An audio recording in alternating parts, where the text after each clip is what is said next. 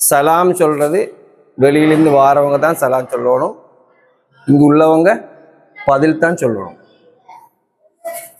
தாசி வரக்குள்ள எழுப்பிக்கொண்டு அஸ்ஸலாமு அலைக்கும் அப்படி இல்லை, அது தப்பு. சரியா? அப்போ அதை தெளிவாக நீங்கள் விளையக்கொள்வோம். முஸ்லீம்களுக்குள்ள கடமைகள் எத்தனை? முஸ்லீம்களுக்கு சில கடமைகள் இருக்கும். ஒரு முஸ்லீமாக வரும் பொழுது தொழுகிறது, ஜக்காத்து கொடுக்க, நோம்பு பிடிக்கிறது, ஹஜ் அதெல்லாம் கேட்கல, அது இஸ்லாத்தின் கடமைகள்னு வருது. சரி, அதனால இப்போ நான் உங்கள்கிட்ட கேட்குற முஸ்லீம்களுக்குள்ள சில கடமைகள் இருக்கு. என்னது இப்படி வச்சுக்கொள்வாங்க கையா? ரைட், என்ன சொல்லுங்க. முதலாவது, ஒரு முஸ்லீம் இன்னொரு முஸ்லீமை சந்திச்சால் சலாம் சொல்லணும். சலாம் சொல்வது சுன்னத்து. சரி, இப்போ அந்த சுன்னத்து என்ற விஷயத்துல வந்து சுன்னத்துண்டா என்ன அதை வைங்க படி, நான் ஒன்றும் உங்களுக்கு எழுதித்தாரு இல்லை. சுன்னத்து என்ன என்ன?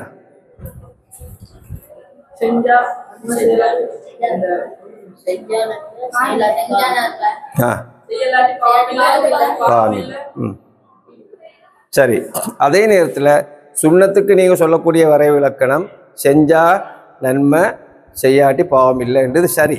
ஆனால் தொடர்ந்து ஒரு ஆள் வேணுமென்றே ஒரு சுன்னத்தை தவிர்த்து வந்தால் அது பாவம். உங்களுக்கு நான் சொல்றது அப்போ அது முக்கியமாக விளங்க வேண்டியது.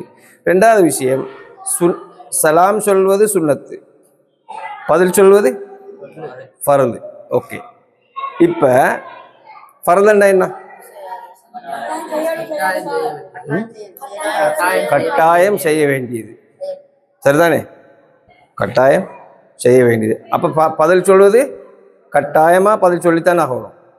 ஒரு ஆள் சலாம் சொன்னால் நாங்கள் எங்களுக்கு தெரியாம மாதிரி அப்படி எங்கே பார்த்துட்டு போகிறது, அது இஸ்லாத்தில் உள்ள முறையில் அவன் ஒரு தப்பு செய்கிறப்ப சலாத்துக்கு பதில் சொல்லாட்டி ஒரு தப்பு. சரியா? பதில் சொல்லித்தான் ஆகணும். சரி, அடுத்து சலாம் சொல்லும் பொழுது எப்படி சலாம் சொல்லணும்? நீங்கள் சொல்லுங்க, எப்படி சலாம் சொல்லணும்? ஐயாது நான் பொம்பளை பிள்ளைகிட்ட கேட்டால் ஆம்பளை பிள்ளை பேசுது. அஸ்ஸலாமு அலைக்கும் வரஹ்மத்துல்லாஹி வபரகாத்துஹு சொல்லி சொன்னேன். சரி, இப்போ பதில் சலாம் நீங்கள் சொல்லுங்க எப்படின்னு. வலைக்கும் அஸ்ஸலாம் வரஹ்மத்துல்லாஹி வபரகாத்துஹு. ஓகே, இப்போ ஒரு ஆள் உங்களுக்கு அஸ்ஸலாமு அலைக்கும் அப்படின்னு சொன்னேன். சும்மா நீங்கள் பள்ளியில் போகிற வாக்கில் உங்களோட ஃப்ரெண்டோ தெரிஞ்ச ஒரு ஆளோ இல்லாட்டி உங்களுக்கு சலாம் சொன்னேன், அஸ்ஸலாமு அலைக்கும் அது மட்டும் சொன்னேன். இப்போ நீங்கள் என்ன சொல்லணும்? வலைக்கும் அஸ்ஸலாம் வரஹ்மத்துல்லாஹி என்றோ இல்லாட்டி வபரகாத்துஹு சேர்த்தோ தான் நீங்கள் சொல்லணும். சலாத்துள்ள ஏற்றமான முறை அதுதான். சரிதானே? ஓகே, அடுத்தது முஸ்லிம்களுக்குள்ள கடமைகளில் ரெண்டாவது என்னது? இன்னொன்று இருக்கு, தொழுகை தான் இஸ்லாத்தின் கடமைகள் வருது, அது வேற. அதை நான் ஆரம்பத்தில் சொன்னேன். நான் ஆரம்பத்திலே உங்களுக்கு சொன்ன ஜக்காத்து, நோம்பு, ஃபர்து அதெல்லாம் ஹஜ்ஜுகள் வேற. இது பொதுவாக முஸ்லிம்களுக்குள்ள கடப்பாடுகள், கடமைகள்னு சொல்லக்கூடிய விஷயங்கள்ல ஒரு முஸ்லிம் இன்னொரு முஸ்லிமை சந்தித்தால் சலாம் சொல்வது. அடுத்தது விருந்துக்கு அழைத்தால், அந்த விருந்துக்கு அழைத்தால் நீங்க விருந்துக்கு போகணும். சரியா? எந்த அளவுக்கு அது முக்கியத்துவம்னு சொன்னால், நீங்க ஒரு சுன்னத்து ரொம்ப பிடிச்சிக்கிறீங்க, இன்னைக்கு உங்களோட குடும்பத்தில் ஒரு ஆள் அல்லது உங்களை தெரிஞ்ச ஒரு ஆள் முக்கியமாக உங்களை விருப்பத்தோட விருந்துக்கு கூப்பிடுறாங்க வேண்டா, உங்களுக்கு சுன்னத்து நோம்பை பிடிக்கிறத விட அந்த விருந்துக்கு போகிறது தான் சிறப்பு. அதாவது ஒரு ஆள் நம்ம கூப்பிட்டால், இங்கே ஒரு ஆள் நம்மளை கூப்பிட்டால் விருந்துக்கு அவர் கூப்பிடும்பொழுது நாம் என்ன செய்யணும்? அதுக்கு சரியான முறையில் ஆன்சர் பண்ணியே ஆகணும். இல்லை எங்களுக்கு வர முடியலை அப்படின்னு சொன்னால் நியாயமான காரணங்கள் அவர்கிட்ட சொல்லி நீங்கள் அதை தவிர்க்கலும். நியாயமான ஒரு காரணம் இருக்கணும் அதுக்கு. மற்றபடிக்கு உங்களை கூப்பிட்டு நீங்கள் போகாமிக்கிறது தப்பு. சில சின்ன சின்ன கருத்து வித்தியாசங்களுக்கெல்லாம் அவங்களுக்கு நான் போடல, அவங்க கூப்பிட்டா நான் போடல அப்படின்னு சிலவங்க சும்மா மனசுக்குள்ள அவங்கவுங்களே வளர்த்து வச்சு கொண்டிருக்கிற சில விஷயங்கள் இருக்குல்ல, அதெல்லாம் தப்பு. சரியா தம்பி? திரும்பிடுங்க. அதான் நல்லா இருக்கும். சரி, அடுத்த வேற என்ன விஷயம் இருக்கு சொல்லுங்க. ரெண்டு விஷயம் நம்ம உங்களுக்கு சொன்னிப்பேன். மூணாவது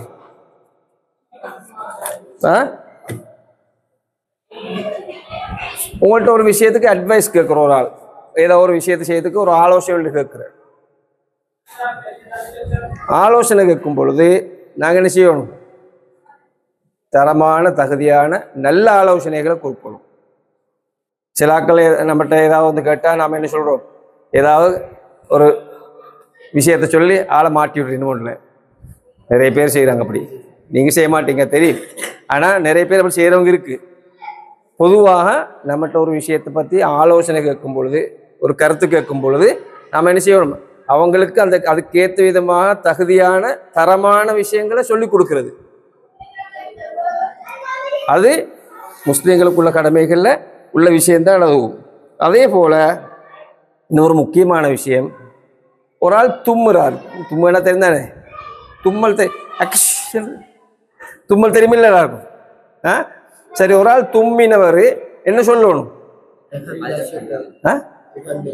அல்ஹம்துலில்லாஹ்னு சொல்லணும்.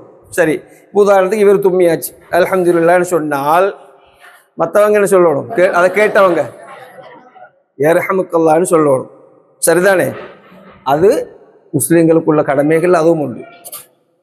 தும்மியவர் அல்ஹம்துலில்லாஹ் சொல்லும் பொழுது அதுக்கு என்ன செய்யணும், தஸ்மீத்தல் சொல்றதுக்கு. அப்ப கேட்பவர் யர்ஹமுக்கல்லாஹ்னு சொல்லணும். சரி, யர்ஹமுக்கல்லாஹ்னு சொன்னதுக்கு பிறகு அதை கேட்டுக்கொண்டிருக்கிறவங்களுக்கு அடுத்த ஸ்டெப் இருக்கு, யஹ்தீகுமுல்லாஹு வ யுஸ்லிஹு பாலக்கும் என்று சொல்லி சொல்லணும். சரியா? அப்ப இது முஸ்லீம்களுக்குள்ள அடிப்படையான சில விஷயங்கள்ல முக்கியமான ஒரு விஷயம். அடுத்தது வந்து நோயுற்றால் என்ன செய்யணும். உதாரணத்துக்கு இன்றைக்கு அவங்களோட கிளாஸ்ல முக்கியமாக வளமையில வர்றால் வரல, அப்ப நீங்க விசாரிக்கிறீங்க அவர் எங்க ஏன் வரல. அப்போ ஒரு ஆள் சொல்றாங்க அவர் சோம்பில் இன்னைக்கு காய்ச்சல் இல்லாட்டி ஏதோ ஒரு நோய் சொன்னா நீங்க என்ன செய்யணும், அவரை போய் விசாரிக்கணும், போய் பார்க்கணும், அவருக்காக வேண்டி துஆ செய்யணும், அவருக்கு ஆறுதல் வார்த்தைகள் கூறணும். அதை நீங்க அப்படியே திருப்பி பாருங்க. உங்களுக்கு ஒரு நோய் ஏற்பட்டால் இன்னொரு ஆள் வந்து உங்கள்கிட்ட உங்களோட ஃப்ரெண்டாவோ இல்லாட்டி கிளாஸ்மேட்டாவோ இருக்கக்கூடிய ஒரு ஆள் அப்படி விசாரிச்சு உங்களுக்காக துஆ செஞ்சு உங்களுக்கு மனதைரியம் தரும்பொழுது உங்களுக்கு எவ்வளவு பெரிய ஒரு சந்தோஷம் இருக்குமா இல்லையா? இப்ப நாம இன்னொரு ஆளுக்கு செய்யணும் எடுத்து நீங்க யோசிக்கிறத விட நமக்கு இப்படி வந்தால் அடுத்தவங்க செய்யணும்னு நாம யோசிப்போமா இல்லையா? செஞ்சா எவ்வளவு பெரிய ஒரு சந்தோஷம் நாம புரியுதா இல்லையா? அப்ப அதை நாம அப்படி ஒவ்வொரு விஷயத்தையும் நாம அப்படித்தான் பார்க்கணும். சில விஷயங்கள் நாம வாழ்க்கையில் எடுத்து நடக்கிறதுல காரணம் கேட்டா அது சும்மா அப்படி என்ன சும்மா லேசா விட்டுறது. அதே சப்ஜெக்ட்னா நம்ம பக்கத்துக்கு திருப்பி யோசிச்சு பாருங்க, நாம அதை எவ்வளவு தூரம் விரும்புகிறோம், நாம் அதை எப்படி வர வைக்கிறோம், நமக்கு எப்படி ஒரு சந்தோஷத்தை உண்டாக்குது எல்லாம் யோசிக்கிறோமா இல்லையா?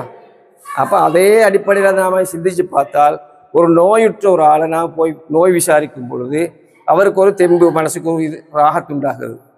அதே போல அவருக்காக வேண்டிய உங்கள் நோயெல்லாம் விரைவாக குணமாக்கணும், நீங்கள் நல்ல நிலைக்கு மீளணும் மாறணும் அப்படி என்று அல்லாஹ்ட்ட துஆ கேட்கறது, அவர்கிட்டையும் சொல்றது, அவருக்கு என்ன தேவைகள் உங்களை என்ன நாம் கொண்டு தரணும் என்று அவருடைய தேவைகளை கேட்டறிஞ்சு நம்மளால் முடிஞ்சதை நிறைவேற்றுறது.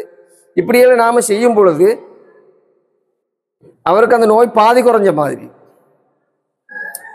இப்ப நான் உங்களுக்கு இது விளங்குறதுக்காகத்தான் திருப்பி சொல்லுது. இதே விஷயம் உங்களுக்கு நீங்க யோசிச்சு பாருங்க, உங்ககிட்ட வந்து வேறு ஆள் அப்படி நடக்கும் பொழுது உங்களோட மனநிலை இவ்வளவு பெரிய ஒரு சந்தோஷத்தை அனுபவிக்குதுன்னு சொல்லி இருக்கா இல்லையா?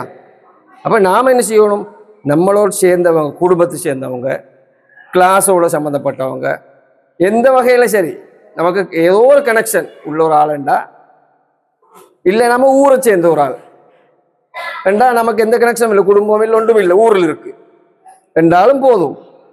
அப்படி நாம ஒரு ஆள் நோயுற்றால் அவரை போய் என்னது நோய் நலம் விசாரிக்கிறது, அவருக்காக வேண்டி பிரார்த்தனை செய்கிறது, அதெல்லாம் இருக்கணும்.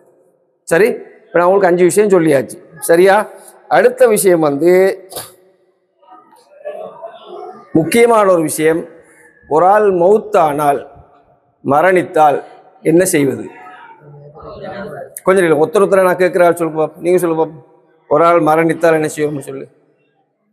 கேட்கல ஜனாசாவா இல்லை, கேட்கல ஜனாசாவை போய் பார்க்கறது. வேற வேற யாருக்கு தெரியும்? ஜனாசாவுக்கா துவா கேட்கறது, கஃன் செய்யணும். எல்லாரும் பேசணும், ஒரு தனியாக ஒரு ஆள் பேசணும். அடக்கம் செய்யறது, குளிப்பாட்டுறது, ஜனாதாவுக்கு உதவி செய்யறது. எப்படி இல்லை சொல்லுங்க சொல்லுங்க. ஜனாதாவுக்கு சளி கொடுக்குறதா? அடக்குதல். சரி. இப்ப நீங்க எல்லாரும் சொன்னதுல விஷயம் இருக்கு. நீங்க எல்லாரும் சொன்னது விஷயம் இருக்கு. பெஞ்சில தூங்குவாங்க. நாளைக்கு அடுத்த கிளாஸ் வரக்குள்ள தலகாணி எடுத்துட்டு வந்தா வசதியா தூங்கிடும். ரைட். அப்ப நீங்க என்ன செய்யணும்? இப்ப சொன்ன விஷயம் எல்லாமே சரி. சில விஷயத்துல சில சின்ன கருத்து மாற்றங்கள் இருக்கு, அவ்வளவுதான். ஆனா முக்கியமா தெரிஞ்சுக்கொள்ளணும், ஒரு ஜனாசாவுக்கு நாம 4 கடமைகள் செய்யணும். ஜனாசாவுக்கு 4 கடமைகள் செய்யணும். என்னது? 1 குளிப்பாட்டுறது, கஃன் செய்வது, தொழுவிப்பது, அடக்கம் செய்வது. இந்த 4ம் என்னது? ஃபர்து. சரியா? ஃபர்தா இல்லையா? ஃபர்தா என்ன பொருள்? கட்டாயம் செய்யணும். இப்ப ரைட். இப்போ இந்த ஊர்ல ஒரு ஜனாசா வந்துச்சுன்னு வச்சுக்கோங்க, நீங்க எல்லாருமே இது குளிப்பாட்ட போறீங்களா? தெரியாதாக்கள் போய் குளிப்பாட்டினா பிரச்சனையா?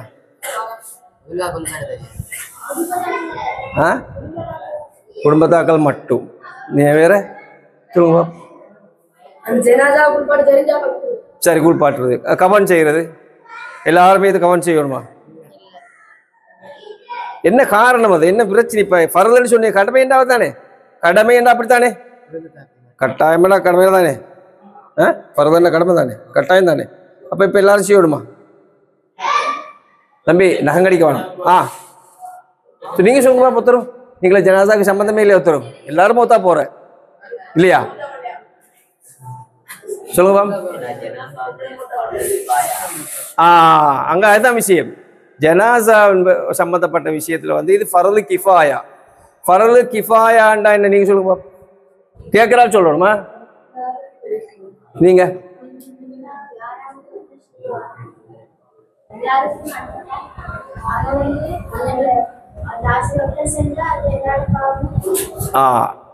அதாவது எல்லாருக்கும் பொதுவா கடமையான விஷயம்தான் அது. ஆனால் அதை யாரோ 2 பேரோ 3 பேரோ கொஞ்சம் பேரோ சேர்ந்து செஞ்சால் எல்லாருடையும் கடமை முடிச்சு. அந்த எல்லா இடத்துல பாவம் இல்லை. இப்ப அவங்களுக்கு எல்லாரும் தப்பி. ஆனா செஞ்சவங்களுக்கு மட்டும்தான் நன்மை கிடைக்கும், மற்றவங்களுக்கு நன்மை கிடைக்காது. அவங்களோட கடமையில் இருந்தவங்க எல்லா இடத்துல பாதுகாக்கப்பட்டாச்சு. அதான் ஃபர்து கிஃபாயான்றது. ஃபர்து ஐன்டா ஒவ்வொருவரும் தனித்தனியாக அவங்கவுங்க செய்யணும். உங்களுக்காக வேண்டி இவர் தொழுதுவே இல்லை, இவருக்காக வேண்டி இன்னொரு ஆள் தொழுதுவேலே இல்லை. அவங்கவுங்களே செய்யணும். தான் ஃபர்து ஐன். சரிதானே? இப்ப ரைட். அப்ப இந்த ஜனாசால் இந்த 4 விஷயங்களும் முக்கியமான விஷயங்கள். குளிப்பாட்டுறது, கஃன் செய்யறது, தொழுவிக்கிறது, அடக்கம் செய்யறது. அப்ப இந்த 4 விஷயத்தையும் குறிப்பிட்ட கொஞ்சம் பேராவது சேர்ந்து ஒழுங்கான முறையில் செய்யணும். செஞ்சா எல்லாருடையும் கடமை முடிஞ்சு.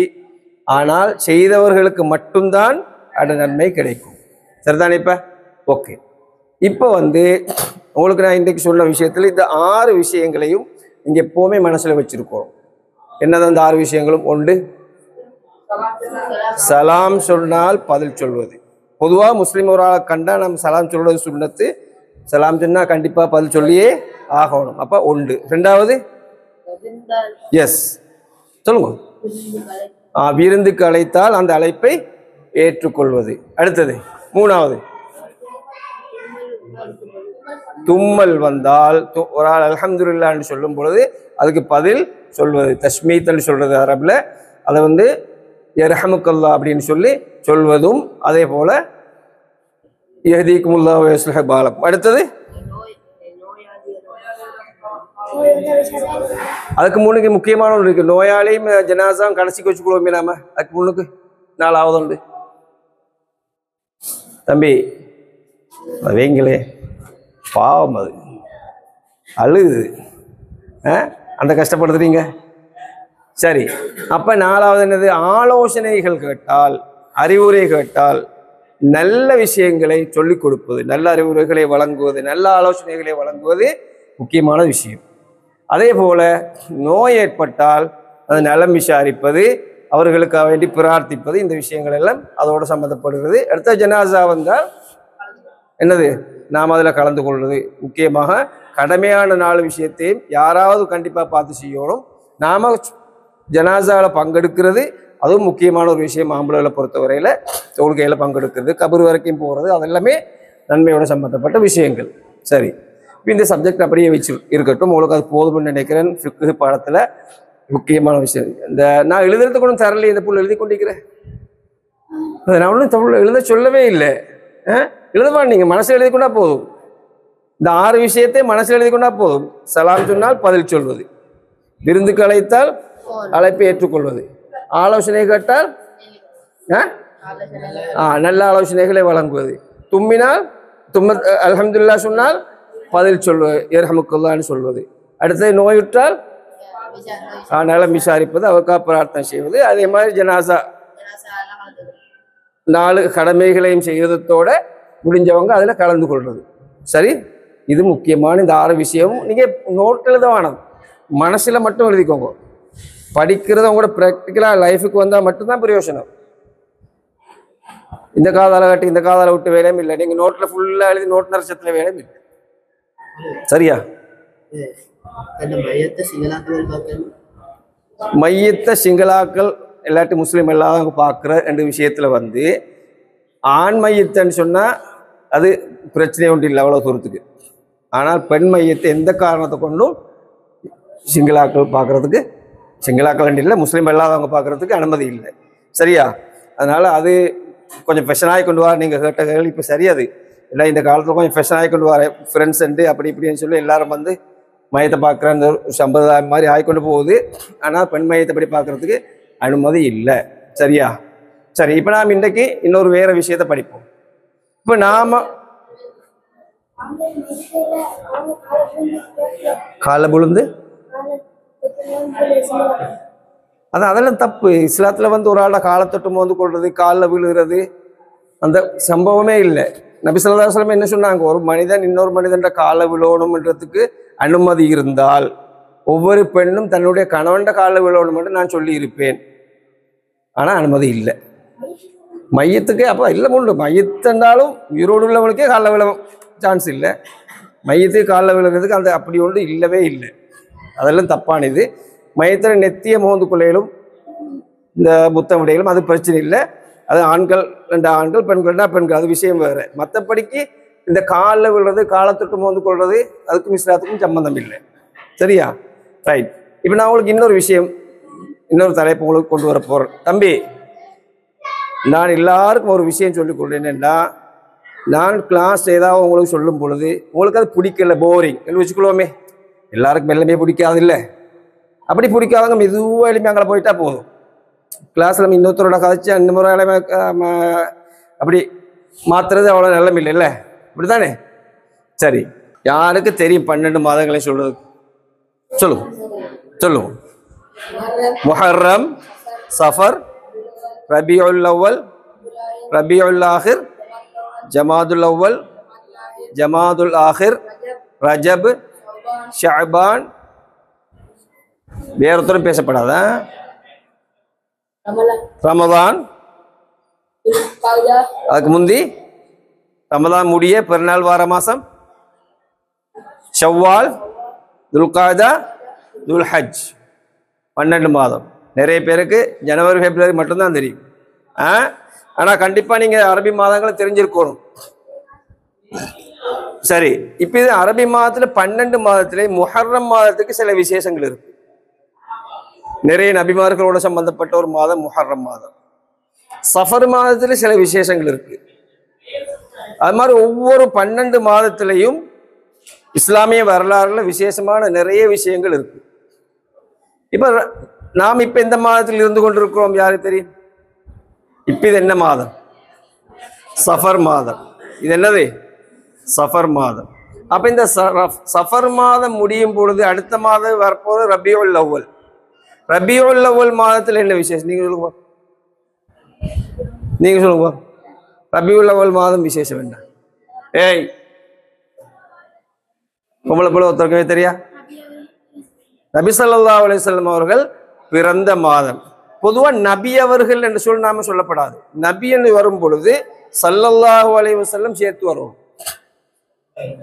நபின்னு சொல்லி வரும் பொழுது நாம ஸல்லல்லாஹு அலைஹி வஸல்லம் சேர்த்து தான் சொல்லணும்.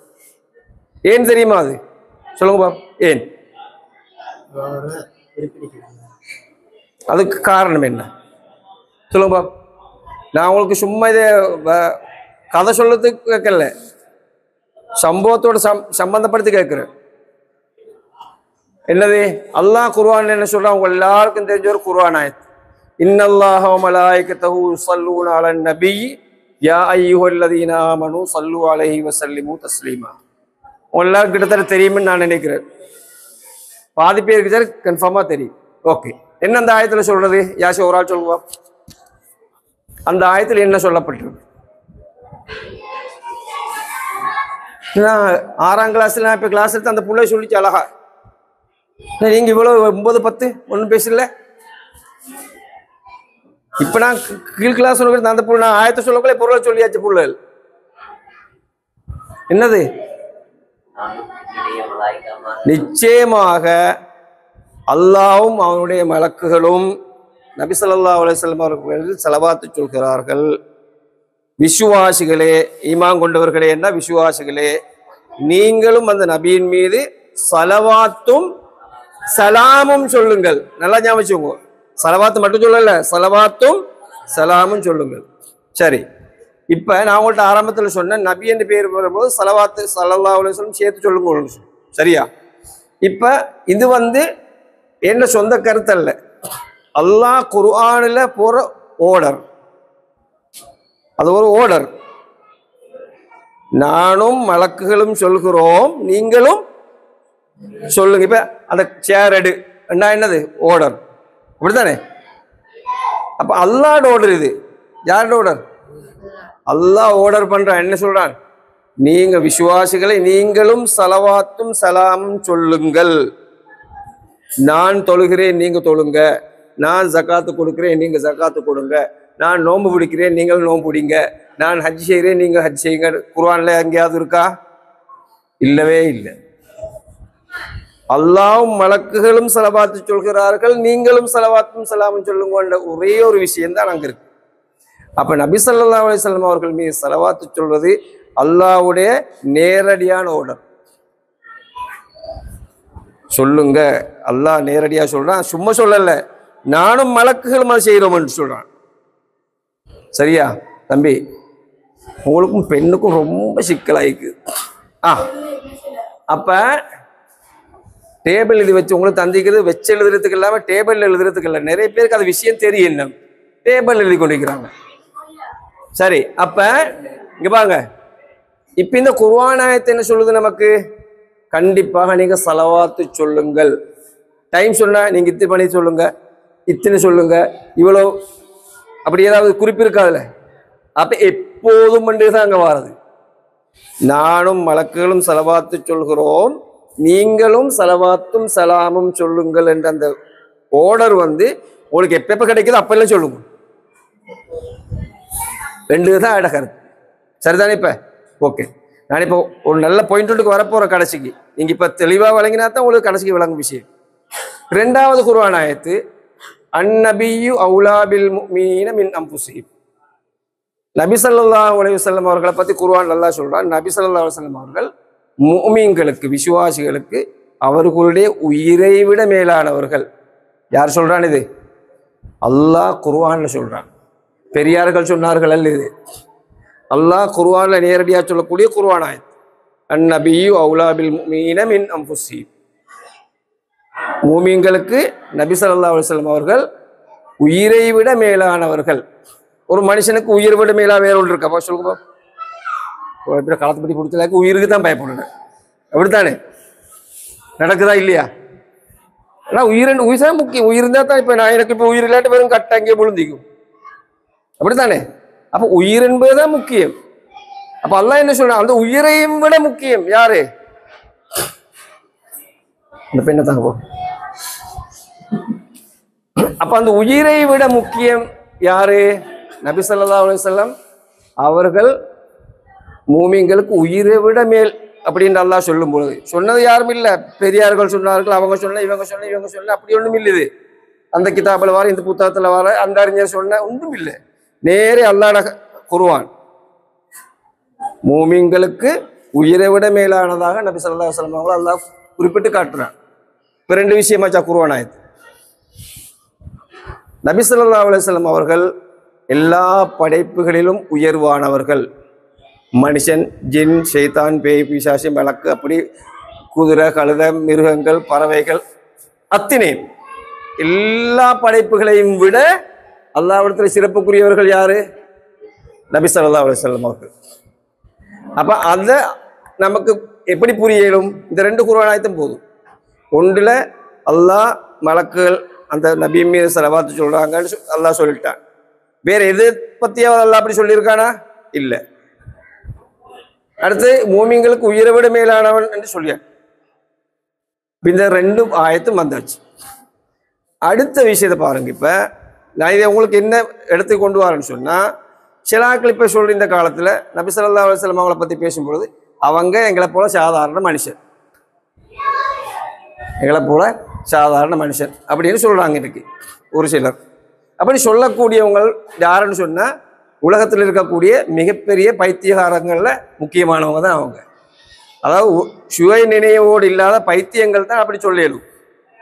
ஏண்டா பெண் எடுத்தவங்களை இப்ப நான் அப்படி சொல்றவனாக இருந்தால், நபி ஸல்லல்லாஹு அலைஹி வஸல்லம் எங்களை போல சாதாரண மனுஷன் தான் என்று நான் சொன்னால், என்னை விட பைத்தியகாரம் வேறு யாரும் இல்லை. ஏன் காரணம்? அல்லாஹ் குர்ஆன் என்னை பத்தி சொல்லியிருக்கா? உனக்கு அல்லாஹ் ஸலவாத் சொல்ற அப்படின்னு சொல்லியிருக்கா? இல்லாட்டி என்னை பத்தி அல்லாஹ் குர்ஆன் எல்லாரையும் விட உயிரை விட மேலானதான் மதிக்க சொல்லியிருக்கா? அப்படி இல்லாத, அப்படி சொல்லப்பட்ட ஒரு ஆளை பத்தி நான் சொல்றேன்டா என்ன போல என்று பிராக்டிக்கலா ஒத்து வரக்கூடிய ஒரு பாயிண்ட். அது ஆர்கியூமெண்ட்டுக்கு ஒத்து வருமா? அது சொல்லுங்க. குர்ஆன்ல ஹதீஸ்ல வர விளக்கங்கள் எல்லாம் ஒரு பத்திரம் வைப்போம். அல்லாஹ் இது எல்லாருக்கும் தெரிஞ்ச 2 குர்ஆன் ஆயத்து. அல்லாஹ்வும் மலக்குகளும் ஸலவாத் சொல்றதும் நீங்களும் சொல்லுங்கன்னு சொல்லப்பட்டதும் நபி ஸல்லல்லாஹு அலைஹி வஸல்லம் அவங்களுக்காக வேண்டி. உயிரை விட மேலா மதிக்க சொன்னதும் நபி ஸல்லல்லாஹு அலைஹி வஸல்லம் அவங்கள. இப்ப அப்படி புள்ள ஒரு ஆளை பார்த்து நான் என்ன போலதான் அவங்க சொன்ன அப்ப சொல்றோம் பைத்தியக்காரனா தான் இருக்கணும். சரியா? சரி, இது இந்த குர்ஆன் ஆயத்தோடு சம்பந்தப்பட்ட சப்ஜெக்ட். நாங்க ஹதீஸுக்கு வந்து பார்ப்போம். புகாரில வரக்கூடிய ஹதீஸ். ஒரு முறை யுத்தத்துக்கு போறாங்க எல்லா சஹாபாக்களும். நபி ஸல்லல்லாஹு அலைஹி வஸல்லம் அவங்களும் ஒரு யுத்தத்துக்கு போறாங்க. போன இடத்துல வச்சு என்ன செய்யுது? தண்ணி கஷ்டமா இருக்குது. ஏன்னா 1000 பேர் அப்படின்னு நிறைய பேர் போகும்பொழுது தண்ணிக்கு வழி பார்க்கணும் இல்லை. இப்போ நாங்கள் எல்லாரும் சேர்ந்து ஒரு டூர் போகணும், 1000 பேர் சேர்ந்து ஒரு டூர் போனேன். ஏன்னா அதை போன இடத்துல நம்ம அவ்வளோ பேருக்கும் தண்ணி யோசிக்கணுமா இல்லையா? இப்போ என்ன தண்ணி போத்தல் சரி வாங்கி குடிக்கிறேன்னு வச்சுக்கோங்க. எங்கேயோ காட்டூரில் போய்த்து தண்ணி முடிஞ்சு இப்போ தண்ணி இல்லை, ஏன்னா தண்ணி வேணும். இப்படியான ஒரு கட்டம் வந்து சில சஹாபிகள் வந்து நபி ஸல்லல்லாஹு அலைஹி வஸல்லம் அவர்கள் சொல்றாங்க, என்னது?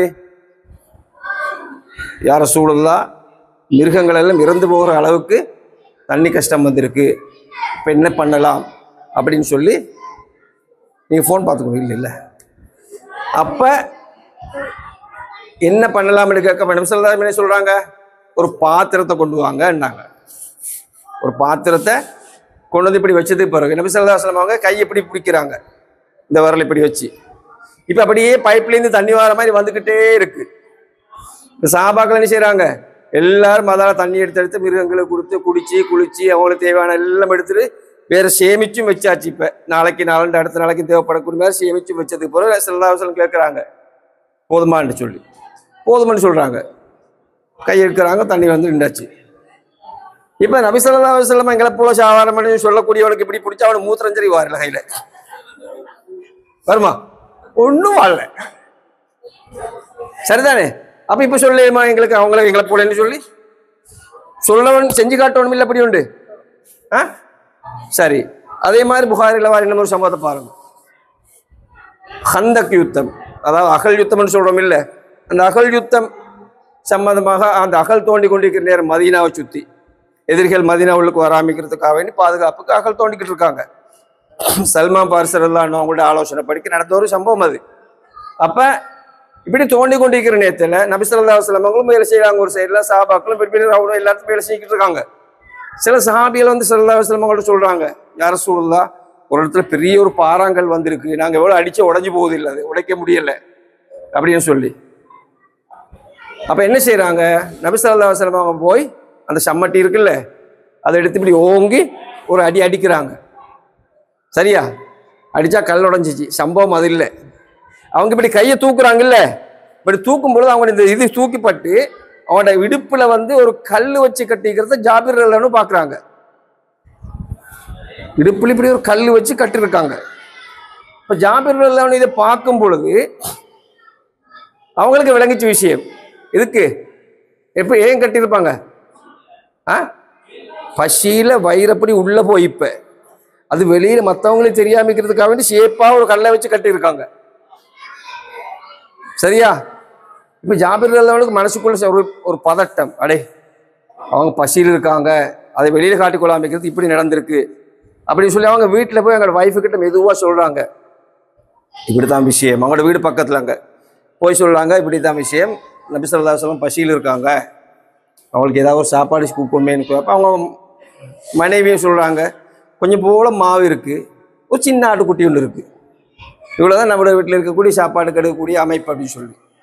அப்போ அவங்க என்ன செய்யறாங்க, ஆட்டை அறுத்து கொடுக்குறாங்க, இது உரிச்சு ரெடியாக்குங்க அப்படின்னு சொல்லிட்டு மாவை பனைஞ்சு ரெடியாக்கி வைங்கன்னு சொல்லிட்டு அவங்க திரும்புறாங்க. நபி ஸல்லல்லாஹு அலைஹி வஸல்லம் கூட்டிட்டு வரணும்னு அவங்களோட மனைவி என்ன சொல்றாங்க, நீங்க போய் ஸல்லல்லாஹு அலைஹி வஸல்லம் காதோட காதை வச்சு சொல்லி மெதுவாக கூட்டிடுவாங்க அவங்க அங்கிருந்து. ஏன்னா அங்கே ஆயிரக்கணக்கு ஆட்கள் இருக்காங்கல்ல, சஹாபாக்கள் ஆயிரக்கணக்கில் வேலை செஞ்சுக்கிட்டு இருக்காங்க, நீங்க அதனால ரகசியமா சொல்லி கூட்டிட்டு வாங்க அப்படின்றாங்க. இப்போ நபி ஸல்லல்லாஹு அலைஹி வஸல்லம் அவங்கள்ட்ட வந்து ஜாபிர் ரலியல்லாஹு அன்ஹு காதில் சொல்றாங்க, உங்களுக்கு நாங்கள் வீட்டில் ஒரு சின்ன ஒரு விருந்துண்டு செய்யறதுக்கு கேட்குறோம், வாங்க போமன்னு சொல்லி. நபி ஸல்லல்லாஹு அலைஹி வஸல்லம் என்ன செய்யறாங்க, சத்தமா சொல்றாங்க, ஜாபிர் உங்களை எல்லாரும் விருந்து கூப்பிடுறாங்க. என்னது, ஜாபிர் உங்களை எல்லாரையும் விருந்து கூப்பிடுறாங்க. இப்போ ஜாபிர் ரலியல்லாஹு அன்ஹுவுக்கு பதட்டம். இல்லை, என்னடா இது, இருக்கிறதே கொஞ்சம் போல ஒரு ஆளுக்கும் ரெண்டு பேருக்கும், இப்போ இப்படி கூப்பிட்டா சரி. நபி ஸல்லல்லாஹு அலைஹி வஸல்லம் சொல்றாங்க, அதுல ஏதோ அது அவங்களுக்கு தெரியும், ரெண்டு சஹாபாக்களுக்கு அப்படி ஒரு நம்பிக்கை இருந்துச்சு. இப்போ அவங்க சரியான கூட்டிட்டு போறாங்க. ஜாபிர் ரலியல்லாஹு அன்ஹு ஸல்லல்லாஹு அலைஹி வஸல்லம் அவங்களை முன்னுக்கு போற, மற்ற சஹாபிகளை பின்னுக்கு போறாங்க. போகும்போது போய் தூரத்தில் அவங்களோட மனைவி பார்க்குறாங்க, அப்படியே வருது எல்லாம். அவங்க யோசிக்க, என்னடா இந்த மனுஷன் நான் சொல்லித்தானே அனுப்பினது, ராசியமா சொல்லுங்க, இது எல்லாத்தையும் கூட்டிட்டு வர்றாரு, என்ன அவ இப்படித்தானே பதட்டத்தோட யோசிக்கிற. இப்போ ஜாபிர் ரலியல்லாஹு அன்ஹு உள்ள போனது போறது, நபி ஸல்லல்லாஹு அலைஹி வஸல்லம் ஜாபிர் ரலியல்லாஹு அன்ஹு கூப்பிட்டு சொல்றாங்க, அந்த கறியை கொண்டாங்க, இப்படி கறி சட்டி கொண்டாங்க, ஒரு அகப்பையை கொண்டாங்க. சரி, சஹாபாக்கள் கொஞ்சம் பேரை கூப்பிட்டு கேட்குறாங்க, யாருக்கு இந்த ரொட்டி தட்டி சுடுறதுல எக்ஸ்பீரியன்ஸ் யாருக்கு? அப்போ கொஞ்சம் பேர் முன்னுக்கு வராங்க. சரி, நீங்கள் இங்கே வாங்க, இதை தட்டி தட்டி நீங்கள் சுட்டு கொடுங்க. சஹாபாக்கள் கொஞ்சம் பேர் சொல்கிறாங்க. நபி ஸல்லல்லாஹு அலைஹி வஸல்லம் அந்த கறிச்சட்டிக்கிட்டு ஒரு இடத்துல ஒரு பெஞ்சை போட்டு உட்காந்து இருக்காங்க. இப்போ ரொட்டி சுட்டு கொண்டு வரும்பொழுது அதில் கறியை வச்சு இப்படி கொடுக்குறாங்க ஒவ்வொரு சஹாபிக்கு. எல்லாரும் கொடுத்துக்கிட்டே இருக்காங்க, இப்படி போய்கிட்டே இருக்கு. எல்லாரும் அங்கவங்க எடுத்துகிட்டு போய் ஒரு சைட்ல உட்காந்து சாப்பிட்டுக்கிட்டு இருக்காங்க. சாப்பிட்டுக்கிட்டு இருந்து அதுக்கு பிறகு என்ன நினைச்சேன்னா, எல்லாருக்கும் கொடுத்தாச்சு. இப்போ அவங்க கேட்குறாங்க சஹாபாக்கள்கிட்ட, உங்களை எல்லாருக்கும் போதுமா, இன்னும் வேணுமான்னு. அப்போ எல்லாரும் சொல்றாங்க, ரொம்ப காலத்துக்கு போகிறோம், நல்ல ஒரு விருந்து சாப்பிட்டு இன்றைக்கு என்று எல்லாரும் சந்தோஷமா சொல்றாங்க. இப்போ ஜாபிர் ரலியல்லாஹு அன்ஹு கூப்பிட்டு நபி ஸல்லல்லாஹு அலைஹி வஸல்லம் என்ன சொல்றாங்க, ஜாபிர் நீதியை பொறுப்படுத்துக்கோ, உங்களோட வீட்டு பாத்திரங்களை சாமான அப்படின்னு சொல்லி பொறுப்பு கொடுத்துட்டு நபி ஸல்லல்லாஹு அலைஹி வஸல்லம் சஹாபாக்கள் கூட்டிட்டு போறாங்க. ஜாபிர் ரலியல்லாஹு அன்ஹு வந்து பார்க்குறாங்க, அந்த கறிச்சட்டியில் எவ்வளோ கறி இருந்துச்சோ நேரத்தோட அவ்வளோ அப்படியே இருக்கு, குளச்சமா வேலை இருந்துச்சு, அது அப்படியே இருக்கு. இப்போ நான் கேட்குறேன், நபி ஸல்லல்லாஹு அலைஹி வஸல்லம் அவங்க எங்களை போல சாதாரண மனுஷன்னு சொல்றவன் பைத்தியக்காரனா இல்லை? இப்போ அவனுக்கு இப்படி செய்யணுமா? ஆயிரக்கணக்கு வானம், ஒரு 2 பேருக்கு அவனுக்கு இப்படி ஒரு ஆள் சாப்பாட்டை 4-5 பேரை பிரித்து கொடுக்கலுமா? அவனுக்கு எல்லாருக்கும் பசி போகிறதுக்கு சான்ஸே இல்லை. இது மாதிரி ஏராளமான சம்பவங்கள் ஹதீஸில் இருக்கு. குர்ஆன்லேயும் இன்னும் நிறைய சம்பவங்கள் வரத்தான் செய்யுது. அப்போ இதெல்லாம் பார்க்கும் பொழுது நபி ஸல்லல்லாஹு அலைஹி வஸல்லம் அவங்க எங்களை போல சாதாரண மனுஷன் அப்படின்ற ஒருத்தன் சொன்னா, நீங்க அவன்கிட்ட சொல்ல வேண்டிய பதில், நீ பைத்தியகாரன். வேற ஒன்றுமான பதில் சொல்ல தேவையில்லை, நீ ஒரு பைத்தியகாரன். அவனை விளக்கம் கேட்டா சொல்லுங்க. சரி, அவங்க அவங்கள பத்தி அல்லாஹ் எப்படி இப்படி சொல்ல பத்தி குர்ஆன்ல சொல்லியிருக்கா? இல்ல இல்ல, வாய் மூடிட்டு போ. இன்னில சம்பவங்கள் அவங்க செஞ்சு இருக்காங்க, உனக்கு செய்யலுமா? போ. சரி, இது இப்ப நான் சொன்ன சம்பவங்கள் வந்து அவங்க வளர்ந்து வயதானி நபியான ஆனதுக்கு பிறகுதானே. அவங்க பிறந்த சந்தர்ப்பத்துல நபி ஸல்லல்லாஹு அலைஹி வஸல்லம் அவங்க பிறந்த நேரம் எப்ப பிறந்தாங்க? கேட்கல. ஆமுல் ஃபீல் அது பிறந்த வருஷம். என்ன மாதத்துல பிறந்தாங்க? ரபியுல் 12. எந்த நேரத்துல பிறந்தாங்க? சுபஹ நெருங்கிய நேரத்துல பிறந்தாங்க. சரியா? சுபஹ நெருங்கிய நேரத்துல பிறந்தாங்க. இப்ப நான் என்ன கேள்வி வந்து, சுபஹ நெருங்கிய நேரத்தில் அவங்க பிறக்கும் பொழுது உலகத்தில் நடந்த சம்பவங்கள் என்ன? சொல்லுங்க பாப்பா, ஏதாவது ஒரு சம்பவம். அது அவங்க பிறக்கிறதுக்கு 51 நாளைக்கு முந்தி வந்த யானைப்படை. இப்ப நான் கேள்வியை வந்து அவங்க பிறக்கிற அந்த நேரத்தில் நடந்த சம்பவங்கள். காவிர்கள் வந்து 600 வருஷத்துக்கு மேலாக ஒரு நெருப்பை வணங்கி வந்தாங்க. அந்த நெருப்பு ஒரே நேரத்துல பக்கம் அப்படி அமைஞ்சு போச்சு. அப்ப அவங்க டெய்லி விறகு போட்டு எண்ணெய் ஊற்றி அப்படி செஞ்சு வளர்த்து அந்த நெருப்பை வணங்கி கொண்டிருந்தது. நபி ஸல்லல்லாஹு பிறந்த அந்த ஸ்பாட் உடனே அது அணைஞ்சு போயாச்சு. வேற ஷைத்தான் சொல்லுங்க நல்ல சம்பவம். யார் சொன்னது? ஷைத்தான் தலையில மண்ணவார போட்டுன்னு ஓடினான். எனக்கு கேடு வந்துட்டு அப்படின்னு சொல்லி. சரியா? 2 வேற பத்தினது. வேற வேற வேற வேற வேற வேற வேற உலகத்தில் எந்தெந்த இடத்துல விக்கிரகங்கள் வணங்கப்பட்டு கொண்டிருந்ததோ அது எல்லாமே முகங்குப்புற விழுந்து உடைஞ்சு போனது. சரியா? இப்ப இந்த நிறைய சம்பவங்கள் இருக்கு. இந்த நாளை மட்டும் வச்சுக்கொள்வோமே. இப்ப அவங்கள எங்களை போல சாதாரண மனுஷன் சொல்லக்கூடிய ஒருத்தன் பிறந்த நேரத்தில் இதுல ஏதாவது ஒன்று நடந்திருக்குமா? இப்படி ஒன்று சொல்லுங்க மேம். இருக்குமா? இல்ல. அப்ப எப்படி அவன் சொல்லவே இல்லை நபி ஸல்லல்லாஹு அலைஹி வஸல்லம் எங்களை போல சாதாரண மனுஷன் சொல்லி. அதாவது அவங்க வளர்ந்து நபியா வாழ்த்து புற செஞ்ச விஷயங்கள் ஒரு சைட்ல வைங்க. அவங்க பிறந்த உடனே நடந்த சம்பவங்கள் இது. இப்ப இவன் பிறந்த உடனே என்ன நடந்திருக்கும்? எங்க அழுதிப்பான். அவ்வளவுதான். இல்லையா? அப்ப நாம யோசிக்கணும். பிராக்டிக்கலா நாம பார்க்கும் பொழுது நபி ஸல்லல்லாஹு அலைஹி வஸல்லம் அவர்களை சாதாரண மனுஷன் எந்த இடத்துல யார் சரி பார்த்தால் அவனுக்கும் இஸ்லாத்துக்கும் சம்பந்தமே இல்லை. ஏன்னா நபி ஸல்லல்லாஹு அலைஹி வஸல்லம் அவங்கள உண்மையாகவே நபியாக தம்பி வெளியில போயிடும், இங்க கதை கேளாது. அப்ப இஸ்லாத்துக்கும் அவனுக்கும் எந்த விதமான சம்பந்தமும் இல்லை. ஏன்னா நபி ஸல்லல்லாஹு அலைஹி வஸல்லம் அவங்கள அல்லாஹ் குர்ஆன்ல எவ்வளவு உயர்த்தி பேசியிருக்கான், மூமின்கள் உயிரை விட பெரியவங்கன்னு சொல்லியிருக்கான். அப்படியெல்லாம் சொல்லி இருக்கும் பொழுது அவங்களையே தரந்தாழ்த்தி ஒருத்தன் பேசினால் அவனுக்கும் இஸ்லாத்துல எந்த இடமே இல்லை. அவன் எவ்வளவு தொழுதாலும் சரி, ஜுப்பா போட்டாலும் சரி, தொப்பி போட்டாலும் சரி, தலப்பா கட்டினாலும் சரி, அவனுக்கும் இஸ்லாத்துக்கும் சம்பந்தமே இல்லை. சரியா? அதனால் நீங்க என்ன செய்யணும்? எப்பவுமே நபிகள் நாயகம் ஸல்லல்லாஹு அலைஹி வஸல்லம் அவர்களுடைய விஷயத்துல நம்முடைய ஈமான் உறுதியாக இருக்கணும், பலமாக இருக்கணும். அவங்க எல்லா படைப்புகளை விட உயர்ந்தவர்கள் என்ற கருத்துல எந்த மாற்று கருத்தும் இல்லை. இப்ப மீலாது விழா கொண்டாடலாமா அப்படி என்று ஒரு கேள்வி கேட்கிறது. மீலாது விழா எது கொண்டாடுறோம் நாம?